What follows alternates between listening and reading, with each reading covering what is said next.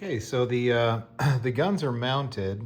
Now I've taped off the area that's going to outline that panel that surrounds these guns. And then I'll use some Bondo to kind of smooth everything in. I filled in some of the gaps. It wasn't a perfect fit. Actually, it was far from it. With some Aeropoxy. And now it's just to blend everything together so everything looks nice and smooth like it does on the real airplane. So one product that I found actually off of Amazon are these clean sheets. It comes with a little spreader, hardboard backer, and then there's like, I don't know, 100 sheets of paper that won't bleed through that you can use to mix up epoxies, Bondo, whatever you need. And then when you're full, you just rip it off and then start over again. Works really, really well. Again, these are clean sheets. I get them off of Amazon. Okay, well, it doesn't look like much now, but these guns are all faired in, and it's kind of a trick to get all of the sanding in. They'll require some spot filling after I prime it, but overall, I think we're in pretty good shape. We're just about ready for primer. We've got the pylons mounted as well. And I have the holes cut out for the fuel caps. So those are in a scale location. And I think we're about ready to squirt some primer. All right, well, the wing is ready for its first coat of primer. So that's all set up. Again, my choice is TranStar 4603. This stuff is amazing. Goes on very easy, lays down very nice, very smooth, and dries really fast. So here we go.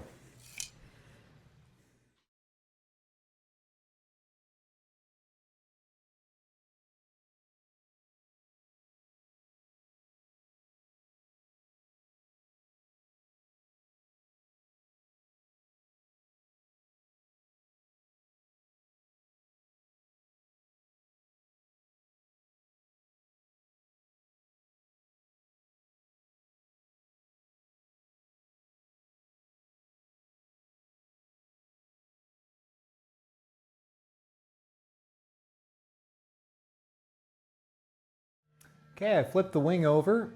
I almost forgot to glue these little stiffener panels on. These are just out of ABS. I can't remember where I got these, but they add some nice surface detail. The bottom side came out perfect. Really, I don't see any need for any spot filling. So hopefully that's the same for the top. We'll get some primer laid down and keep moving on. All the flight controls are done now too, so we're ready to start doing some rivet detail on those as well. All right.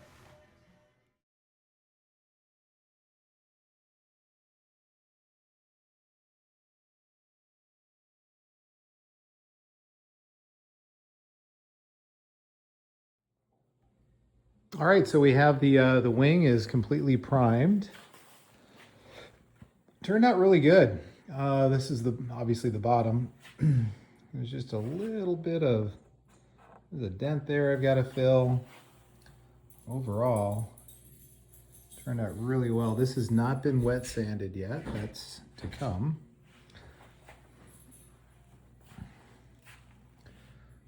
Pretty happy with it.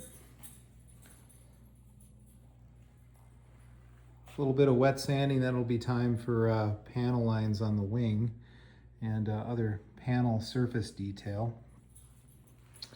The flight controls are all done as well. Got the flaps back here.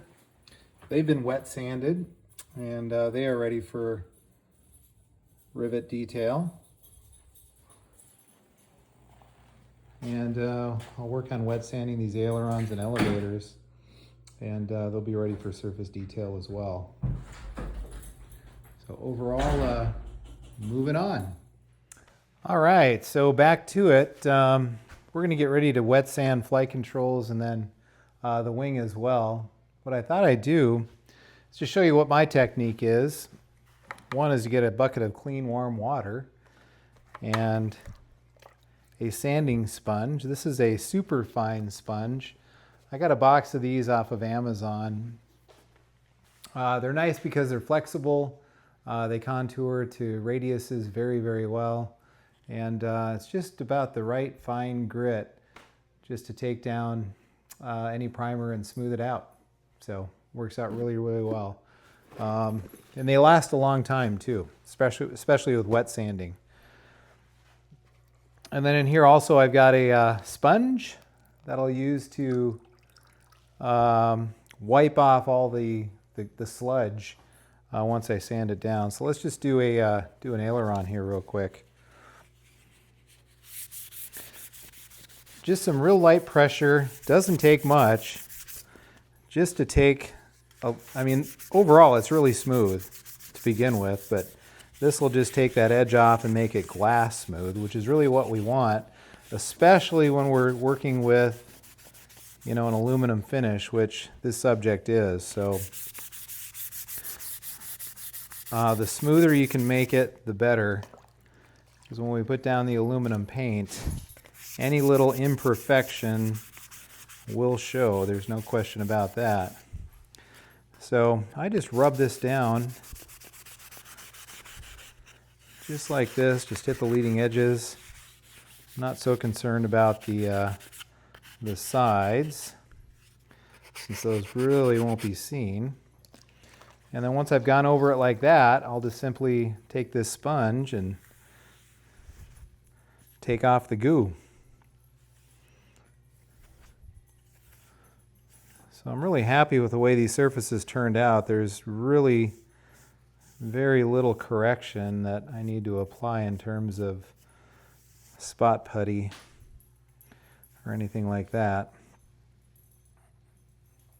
Oh, there's a little bit of, almost looks like a fingerprint. I gotta hit that real quick.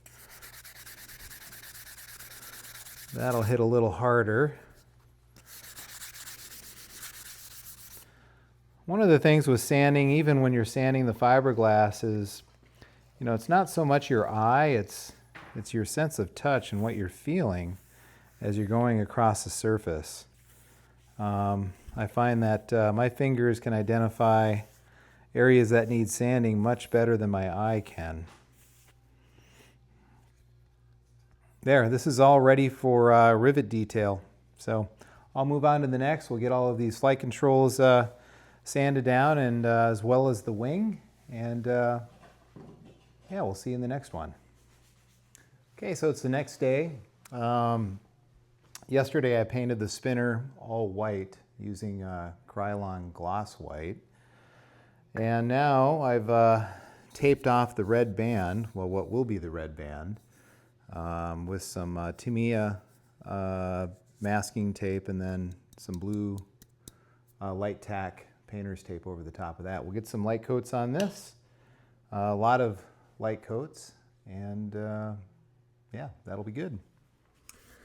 So we're getting ready to start the detailing process with panel lines and rivets. I'm starting with the flight controls first, flap and aileron specifically. But what I wanted to show you is this reference book that I have. Any good detailed job starts with a good set of 3 views.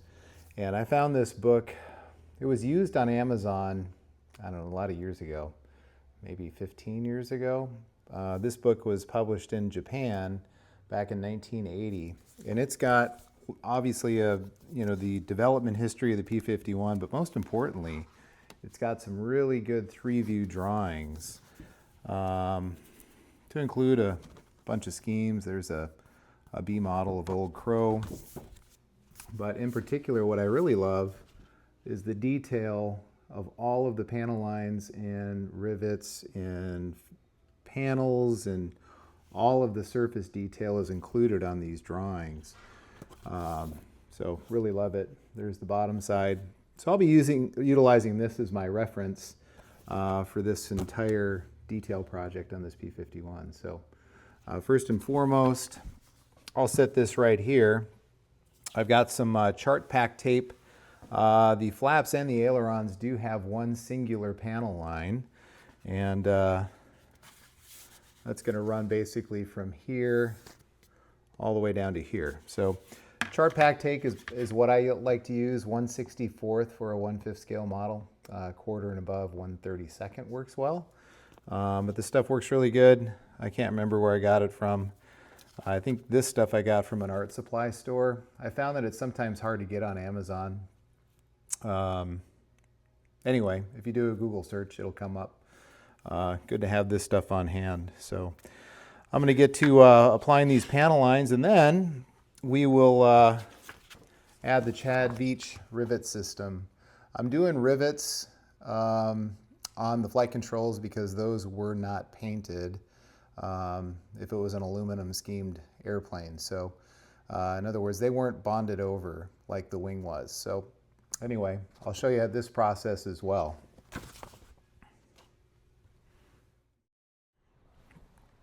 Okay, so I've got the panel lines and the ailerons and the flaps and the elevators on.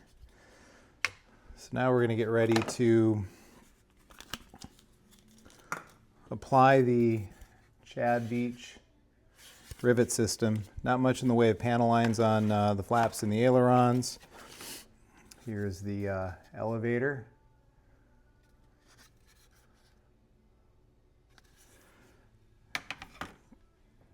So first, here's the carrier sheet. I went ahead and peeled back all the individual strips that were surrounding each of the each line of rivets. So what you want to do is use transparent, just the clear tape, not the magic tape. This is just Scotch tape. The magic tape ends up having a lot of static electricity. The clear tape does not. So to take a line of rivets off, what we'll do is tear off a fairly long strip and then run the tape right over the line of rivets. Just kind of tack it down a little bit. Now we're going to need to burnish the rivets to the tape, and I just use this stainless steel straight edge. It's a little 6-inch rule. I've done this thousands of times with this ruler, and so it's got a nice soft edge on this edge. And what we'll do is we'll just apply some pretty good pressure and then just run it all the way down that sheet. I'll do that about 3 times just to make sure that the sheet is, the rivets are adhered to the tape. One other note too, prior to wanting to lift these rivets off, you'll want to take like a tack cloth. This is what I use, and I go over it real well. There's a lot of fine dust particles on each sheet from the laser cutting process, and this will lift all of that up and help you lift all the rivets up. Now, once we do that, we'll just lift up the tape. Every once in a while, you might have one that'll remain on the carrier sheet, and you just use your fingernail. So now I've got a line of rivets here, and I'll apply them in the appropriate location. In this case, it's just going to be right ahead of this panel line on this aileron. And then once we get it where we want it, we'll just slightly run our finger over the top till we get the first line down. And then just using your finger, no fingernail, but just your finger, just kind of burnish the rivet onto the surface and then peel back the tape, and those rivets will stick just like that. So pretty slick, super easy, very efficient in terms of time. But there's our first line of rivets. I'm going to go ahead and finish up this, and I'll show you what it looks like. But that's the basic technique. Works very, very well. All right, so after about probably 30 minutes of work, I've got both ailerons done with the rivet lines. And so they are ready for primer. So when I go over panelizing rivets, what I like to use is this Duplicolor Automotive 2-in-1 sandable filler primer. Just 3 light coats over the top specifically over the panel lines, because that's where you really want to develop the thickness. Works out really, really well. So I'll spray these with this primer, and it'll be ready for sanding, wet sanding, and then the color coat, which will be Krylon Brilliant Silver. So more to come on that. Okay, here we have all the rivets and panel lines on the ailerons, or excuse me, the elevators, and the flaps. And the ailerons are all done too. They're ready for color. So these are all have been wet sanded down. Pretty happy with the way that turned out, so that'll happen tomorrow. Here's a cool picture from 1988 in Rockford, Illinois. The next video will cover the wing finishing, detail work on that, and then we'll move on into the fuse.